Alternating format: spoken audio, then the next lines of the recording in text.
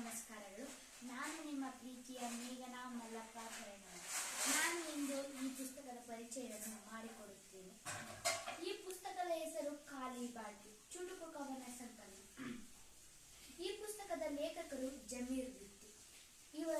ಈ ಪುಸ್ತಕದ ಲೇಖಕರ ಪರಿಚಯವನ್ನು ಮಾಡಿಕೊಡುತ್ತೇನೆ.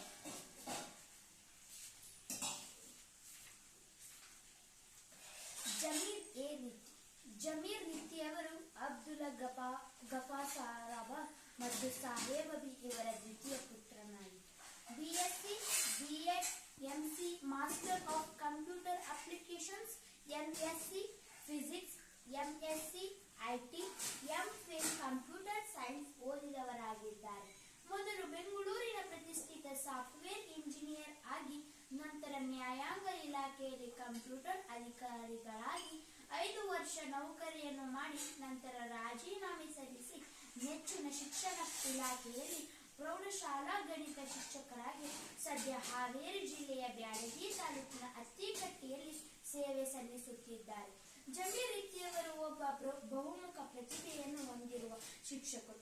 ಇವರಿಗೆ 2021ರಲ್ಲಿ ಬೆಸ್ಟ್ ಟೀಚರ್ ಅವಾರ್ಡ್, ದೆಹಲಿಯ ಪ್ರತಿಷ್ಠಿತ ಇನ್ಸ್ಟಿಟ್ಯೂಟ್ ಆಫ್ ಸ್ಕಾಲರ್ಸ್ ಪ್ರಶಸ್ತಿ, ಹಾವೇರಿ ಜಿಲ್ಲಾ ಉತ್ತಮ ಶಿಕ್ಷಕ ಪ್ರಶಸ್ತಿ, ಮಂಗಳೂರಿನ ಪ್ರತಿಷ್ಠಿತ ಜೆಸಿ ಸಂಸ್ಥೆಯಿಂದ ಉತ್ತಮ ಶಿಕ್ಷಕ ಪ್ರಶಸ್ತಿ, ಭಾರತದ ರಾಷ್ಟ್ರಪತಿಗಳಿಂದ ಭಾರತ ಸ್ಕೌಟ್ಸ್ ಮತ್ತು ಗೈಡ್ಸ್ ಪ್ರಶಸ್ತಿ, 1990ರಲ್ಲಿ ಬೆಂಗಳೂರಿನ ಕರ್ನಾಟಕ ಕಲಾಜ್ಯೋತಿ ಪ್ರಶಸ್ತಿ, 2018ರಲ್ಲಿ ಕರ್ನಾಟಕ ಕಲಾರತ್ನ ಪ್ರಶಸ್ತಿ, ಹಿರಿಯೂರಿನ ರಂಗಶಂಕರ ಪ್ರಶಸ್ತಿಗಳನ್ನು ಪಡೆದಿರುವ ಇವರು ಕತ್ತಲ ಕಿಚ್ಚು, ಖಾಲಿ ಬಾಟ್ಲಿ, ಮಾಯೆಯೊಳಗಿನ ಮಾಯೆ, ಮಿಂಚಿ ಮಾಯವಾದರು ಎಂಬ 4 ಕೃತಿಗಳನ್ನು ತಂದಿದ್ದಾರೆ.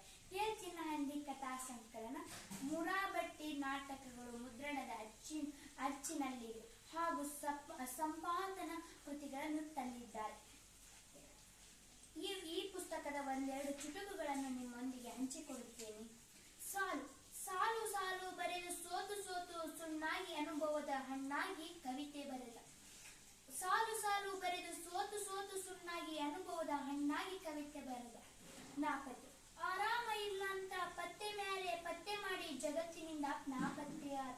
ಆರಾಮ ಇಲ್ಲ ಅಂತ ಪತ್ತೆ ಮೇಲೆ ಪತ್ತೆ ಮಾಡಿ ಜಗತ್ತಿನಿಂದ ನಾಪತ್ತೆ ಆದ. ಪ್ರವೃತ್ತಿ ಹೆಣದ ಮೇಲೆ ಕಾಲಿಡುವ ಪ್ರವೃತ್ತಿ ನಿಮ್ಮದಾಗಿದ್ದರೆ ಮಂತ್ರಿಯಾಗುವುದು ಗ್ಯಾರಂಟಿ. ಹೆಣದ ಮೇಲೆ ಕಾಲಿಡುವ ಪ್ರವೃತ್ತಿ ನಿಮ್ಮದಾಗಿದ್ದರೆ ಮಂತ್ರಿಯಾಗುವುದು ಗ್ಯಾರಂಟಿ. ಎಷ್ಟು ಅದ್ಭುತ ಪರಿಚಯ, ಎಷ್ಟು ಅದ್ಭುತ ಚುಟುಕನ್ನು ಬರೆದಿದ್ದಾರೆ ನೋಡಿ ಬಂಧುಗಳೇ. ಈ ಪುಸ್ತಕದ ಬೆಲೆ 100 ರೂಪಾಯಿ. ಎಲ್ಲರೂ ಇದನ್ನು ಖರೀದಿಸಿ ಲೇಖಕರನ್ನು ಪ್ರೋತ್ಸಾಹಿಸಬೇಕೆಂದು ನಾನು ದಯಮಾಡುತ್ತೇನೆ.